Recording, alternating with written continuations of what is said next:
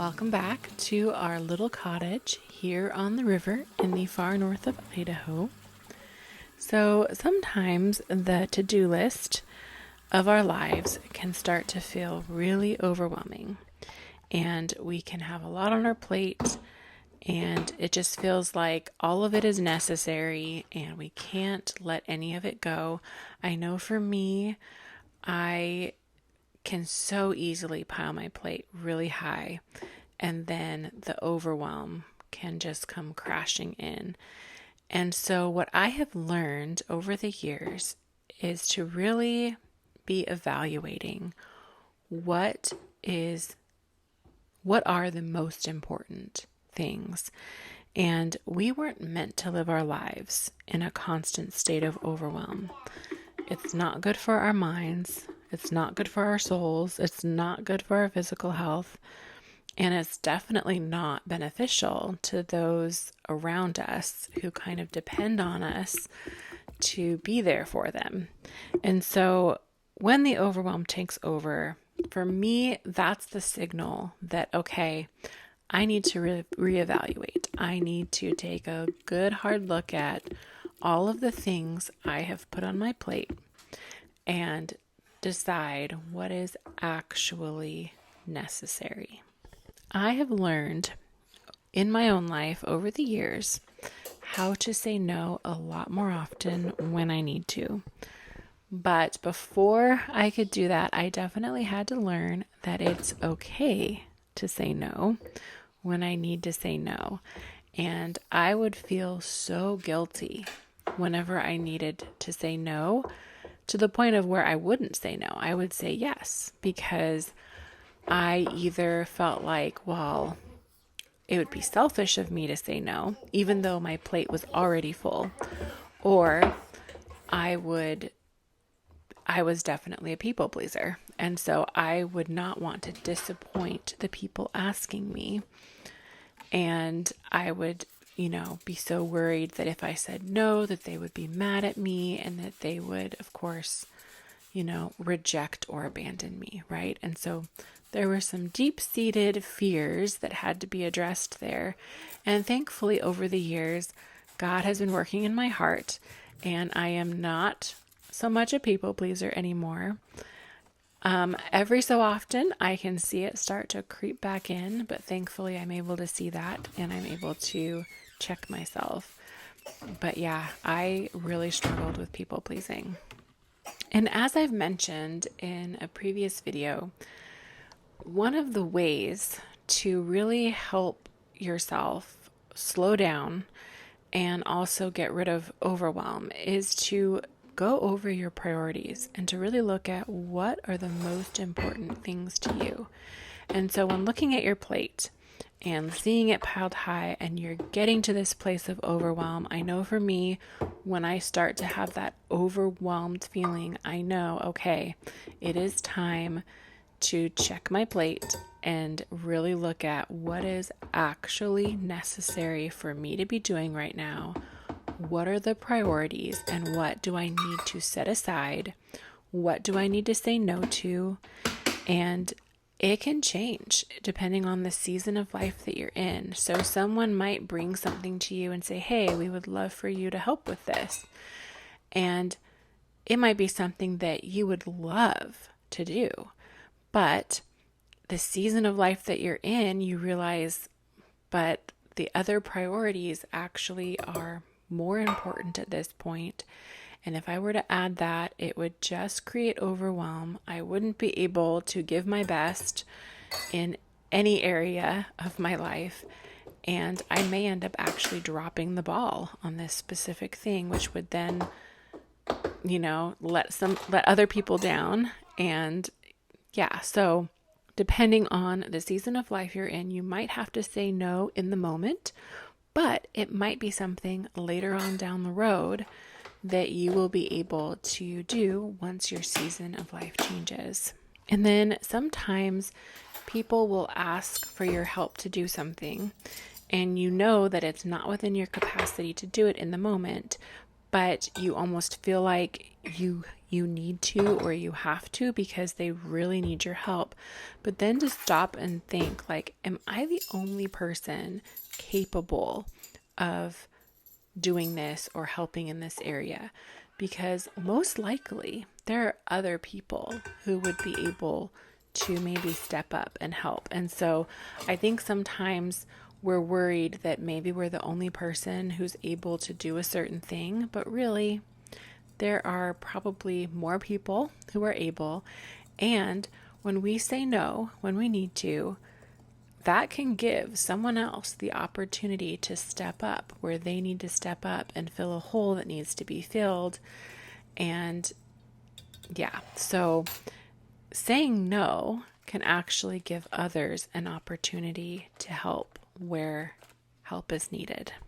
So for me, the top priorities in my life are God and my family and loving others. And so the motto of my life that I have adopted as I have gotten older is love God and love others. And having those two priorities actually really helps when trying to figure out if I should put something else on my plate, because I can look through it through the lens of loving God and loving others and figure out, is this going to help me do those two things better? Or is it going to take away from those two things? Is it going to make it so that I am so overwhelmed that those two things get neglected? And so that actually has been very helpful for me in looking at different things that I've wanted to add to my plate, but to say, okay, is that actually going to help me in those two top priorities of my life? So if I were to take how I,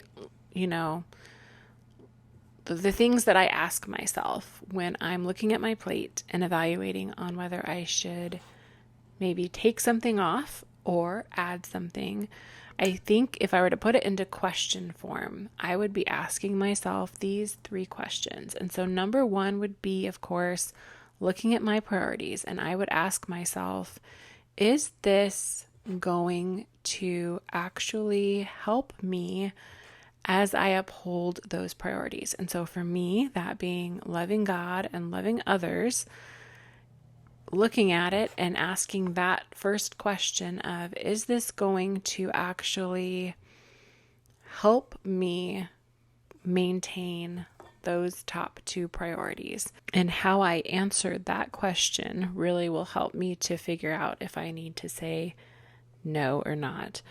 And then I would say the next question would be, do I truly have the capacity in this season of my life to take on this new thing? For me right now, I'm in the season of life where I have a 15, almost 16-year-old teenage son and a 1-year-old baby girl. And so that season of life looks totally different than it did for me, when I just had my teenager before my daughter was born. So there are some things that I was able to say yes to back then that now I need to say no to.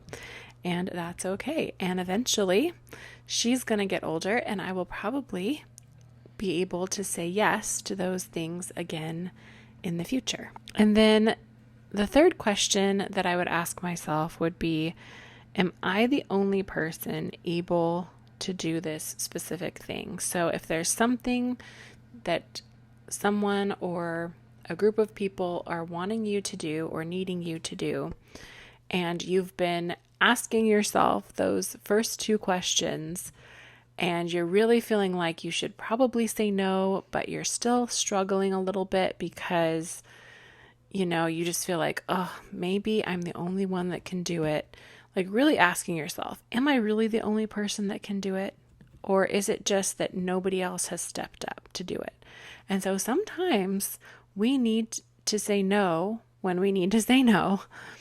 And we need to let there be that hole, because that will give someone else the opportunity to step in and do that thing that needs to get done. And maybe there needs to be a hole, there needs to be a gap there, so that others will kind of realize that, oh, actually, yeah, maybe I do need to step up, or maybe we need to be asking some other people, or whatever it may be, right? And so it's okay if there's a hole, if there's a gap, because you need to say no, because that provides opportunity for others to step up and get it done. And then, of course, for me as a stay-at-home mom and this season of life that I'm in, there's the home. There's taking care of the home. There's the housework that can feel so overwhelming to me, because what I will do is I will think that I have to get it all done. And I have come to learn over the years, thankfully, that no, you don't have to get it all done. Your house does not have to be spotless 100% of the time. And if it isn't spotless 100% of the time, it is not a character flaw. It is not a moral issue. It is literally life and how it goes. And so, yes, I actually believed that years and years and years ago. I thought that if I did not keep my house 100% clean all of the time, that it was a character flaw and that it was a moral issue on my part. And that, of course, came from outside voices that were not healthy, that were not good for me. And yeah, thankfully I don't believe those things anymore. And I know that they are not true. But that doesn't mean I still want my house to be tidy. I don't want it to be an absolute wreck. So for me, that has become just asking for help more and just expecting that, because I'm not the only person that lives in the house, that other family members need to help. And thankfully, my husband is all for helping where I need help. And so we decided that, laundry being one of the biggest things that just is a struggle, for me to do all of the laundry and not feel completely overwhelmed by it. So we decided that everyone was going to do their own laundry. So my son does his own laundry, my husband does his own laundry, and I do mine and Lucy's laundry, because of course Lucy can't quite do her laundry yet. But it's amazing how that has actually really helped me to not feel so overwhelmed, to know that, I'm only responsible for mine and Lucy's laundry, and my son and my husband, they're responsible for theirs. And yeah, so that's one thing that has really helped. And so I think as women who are homemakers, I think a lot of times we feel like it's our responsibility to do it all, especially if we grew up learning that. But the reality is that's not true. And if there are more people living in the house, then it's everyone's responsibility to pitch in and help. And so for the dishes right now, it's both my son and I that we do the dishes. We kind of tag team it. He'll do them some days and I'll do them some days. And even my husband will actually do them some days as well, but it's mostly my son and I. And then also with making dinner, I, believe it or not, don't make dinner a ton.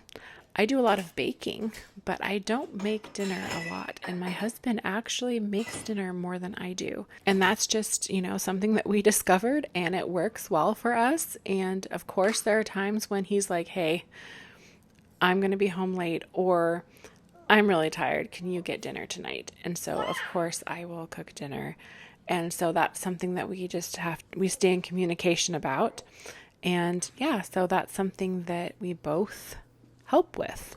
So I think just finding what works for you and your family that will make it so that you're not feeling overwhelmed with the housework and everything that needs to get done, and where everyone is pitching in one way or another. So I think it looks different for every family, and that's okay. That's totally okay. And so I really hope that you maybe found this video encouraging in some way. If you did, please let me know in the comments. I love reading your comments and responding. And if you enjoyed this video, please give it a like, subscribe to my channel if you haven't already, share with someone else you think would enjoy it, and I will talk to you guys in the next video.